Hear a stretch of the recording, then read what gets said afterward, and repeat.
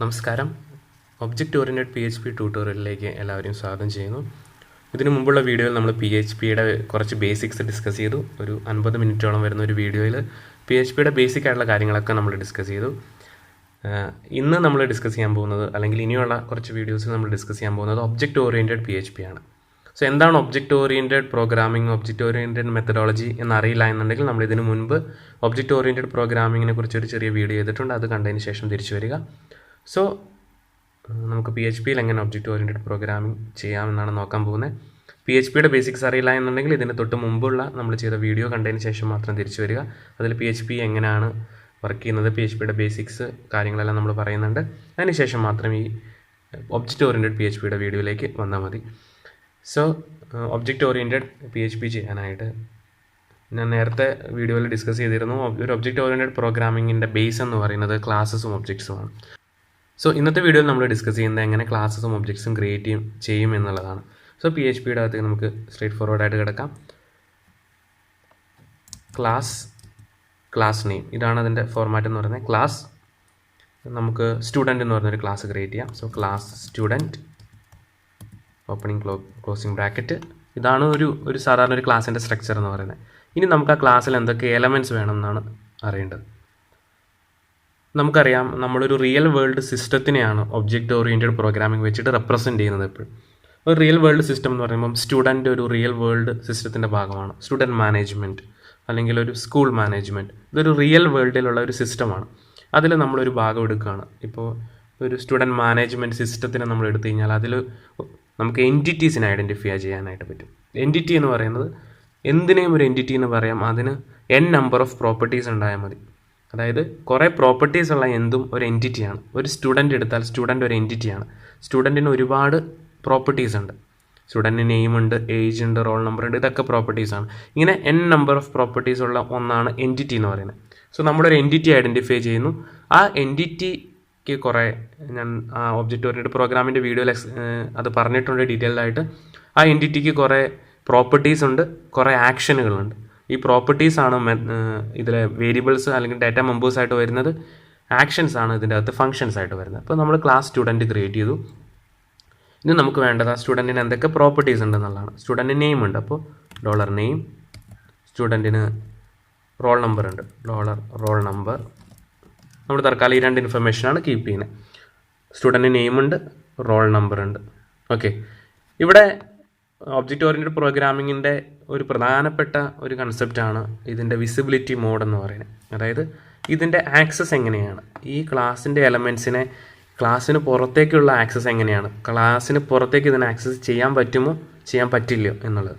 So അത് വെച്ചിട്ട് നമുക്ക് 3 തരത്തിലുള്ള വിസിബിലിറ്റി മോഡ്സ് ഉണ്ട്. അവ പബ്ലിക്, പ്രൈവറ്റ്, പ്രൊട്ടക്റ്റഡ്. ഇതിൽ പബ്ലിക് എന്ന് പറഞ്ഞു കഴിഞ്ഞാൽ അതിൻ്റെ അർത്ഥം അതിൻ്റെ വിസിബിലിറ്റി ആ ക്ലാസ്സിൻ്റെ അകത്ത് മാത്രമല്ല, ക്ലാസ്സിന് പുറത്തേക്കുമുണ്ട്. അതായത് നെയിം എന്ന് ഞാനിവിടെ ഡിഫൈൻ ചെയ്തു. നെയിമിന് മുമ്പ് ഞാൻ പബ്ലിക് എന്ന് കൊടുത്താൽ, പബ്ലിക് നെയിം എന്ന് കൊടുത്താൽ അതിൻ്റെ അർത്ഥം ഈ നെയിമിനെ ഈ ക്ലാസ്സിൻ്റെ പുറത്ത് നമുക്ക് ഡയറക്റ്റ് ആക്സസ് ചെയ്യാൻ പറ്റും എന്നുള്ളതാണ്. അതൊരു പബ്ലിക് പ്രോപ്പർട്ടി ആയിട്ട് മാറുന്നു. അതേസമയം ഇതിന് ഞാൻ പ്രൈവറ്റ് എന്ന് കൊടുത്തു കഴിഞ്ഞാൽ അതൊരു പ്രൈവറ്റ് പ്രോപ്പർട്ടിയാണ്. ഈ ക്ലാസ്സിൻ്റെ അകത്ത് ഈ ക്ലാസ്സിൻ്റെ അകത്തുള്ള ഫംഗ്ഷനുകൾക്ക് മാത്രമേ ഈ $നെയിമിൻ്റെ അകത്ത് ആക്സസ് ഉണ്ടാവുള്ളൂ. ഇതൊരു പ്രൈവറ്റ് പ്രോപ്പർട്ടി ആയിട്ട് മാറി. പ്രൊട്ടക്റ്റഡിനും സെയിം മീനിങ് തന്നെയാണ്. പ്രൊട്ടക്റ്റഡും അതൊരു പ്രൈവറ്റ് പ്രോപ്പർട്ടി തന്നെയാണ്. ഇത് പ്രൊട്ടക്റ്റഡ് ആണെങ്കിൽ ഇതിൻ്റെ ക്ലാസ്സിൻ്റെ അകത്ത് മാത്രം, ക്ലാസ്സിൻ്റെ അകത്തുള്ള ഫംഗ്ഷനുകളിൽ മാത്രമേ ഇതിന് ആക്സസ് ഉണ്ടാവും.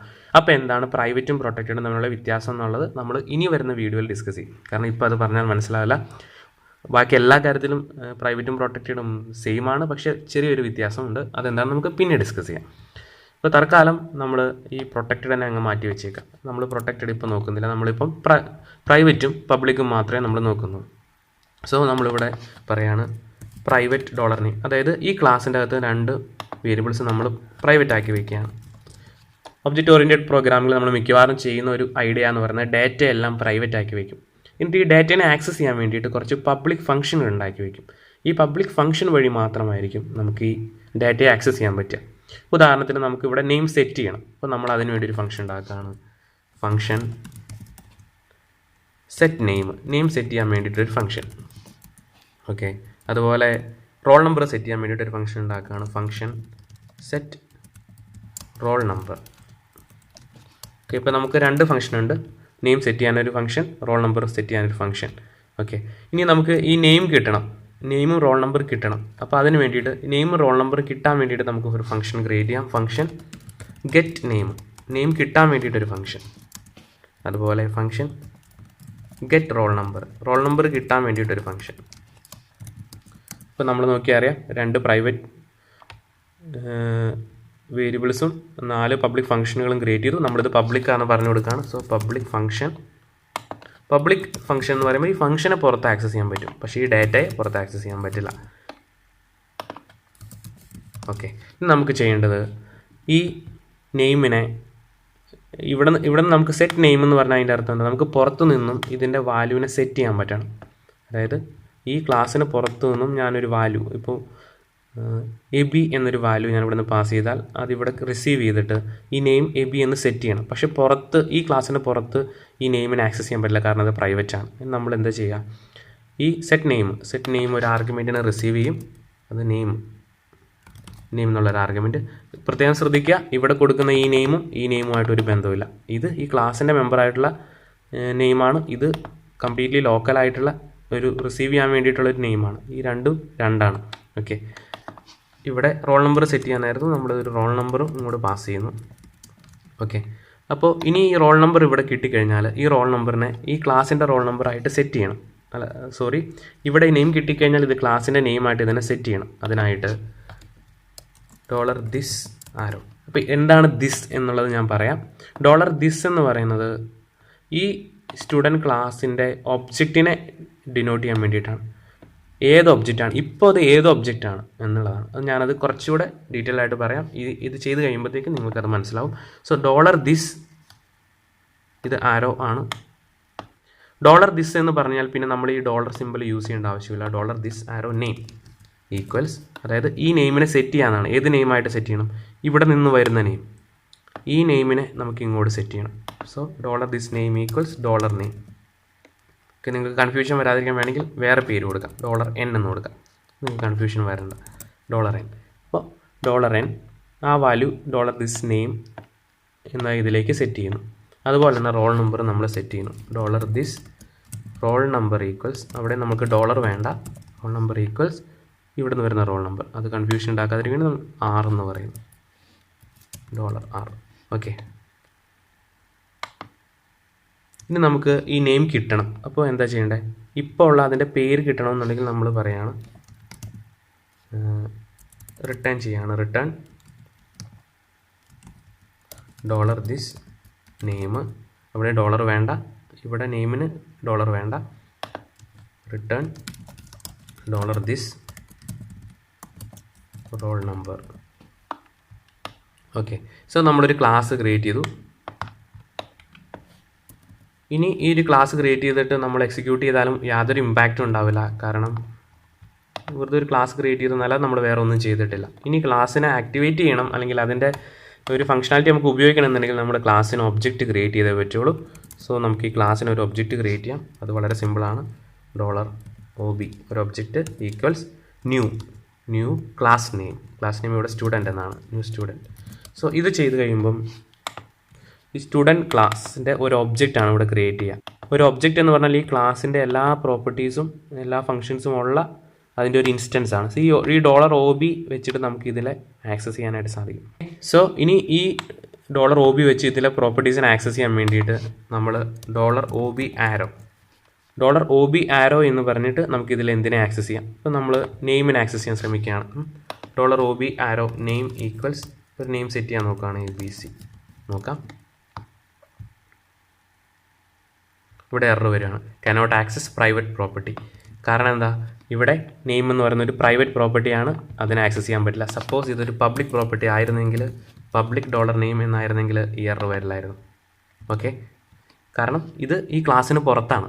ഒബ്ജക്റ്റ് ഇതാണ് എന്നതല്ല, എവിടെ നിന്നാണ് അത് വിളിക്കുന്നത്, ഇത് ആ ക്ലാസ്സിന് പുറത്തു നിന്നാണ് വിളിക്കുന്നത്. അതുകൊണ്ട് $OB ആരോ നെയിം എന്ന് പറഞ്ഞ് ആക്സസ് ചെയ്യാൻ പറ്റുന്നില്ല. പക്ഷെ നോക്കുക, ഇവിടെ $this ആരോ നെയിം എന്ന് പറഞ്ഞിട്ട് എററൊന്നും കാണിച്ചില്ല, കാരണം ഈ ക്ലാസ്സിൻ്റെ അകത്താണത്.